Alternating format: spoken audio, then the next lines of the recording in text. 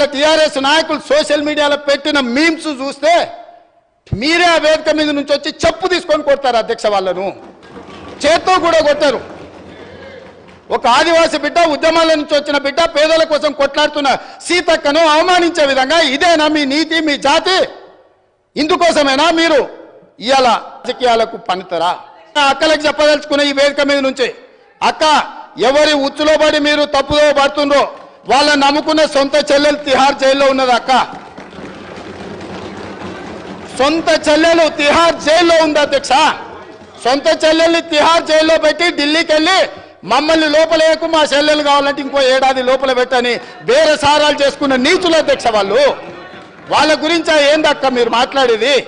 ఈ అక్కల కోసం కొట్లాడింది నేను అధ్యక్ష, వాళ్ళు కాదు. కాబట్టి ఆ అక్కల పట్ల నేను మహిళల పట్ల గౌరవంగా ఉండేవాడిని, అక్కల్ని గౌరవించేవాడిని.